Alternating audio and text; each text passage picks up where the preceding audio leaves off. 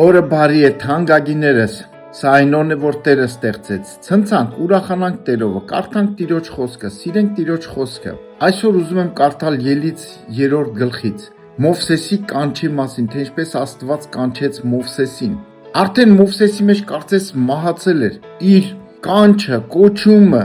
բայց հանկարծ Աստված եկավ կրակի միջից։ Եհովայի հրեշտակը կրակի բոցով երևցավ նրան մորենու միջից, եւ նա տեսավ, որ մորենին կրակով վառվում էր, բայց մորենին չէր սպառվում։ Եվ Մովսեսն ասեց. «Մեկ դառնամ ու տեսնեմ այն մեծ տեսարանը, թե ինչու համար մորենին չի այրվում»։ Եվ Եհովան տեսավ, որ նա դարձավ տեսնելու, եւ Աստված մորենու միջիցը կանչեց նրան եւ ասեց. «Մովսես, Մովսես»։ Եվ նա ասեց. «Ահա ես»։ Եվ ասեց. «Այստեղին մի մոտենար, կոշիկները թանիր ոտքերիցդ, որովհետեւ այդ տեղը, որի վրա դու կանգնել ես, սուրբ երկիր է»։ Նաեւ ասեց. «Ես եմ քո հոր Աստվածը, Աբրահամի, Իսահակի, Հակոբի Աստվածը եւ Հակոբի Աստվածը»։ Եվ Մովսեսը իր երեսը ծածկեց, որովհետեւ վախից Աստծուն մտիկ տալու։ Հալելույա։ Հրաշալի վայր, հանդիպում Տիրոջը, եւ այդ կրակը կարծես խորհրդանիշ էր, որ Մովսեսն էլ այդ կրակը տեսնելով այդ կրակը վերցրեց եւ դարձավ Աստծո պաշտոնյան, ինչպես գրված է Եբրայեցիս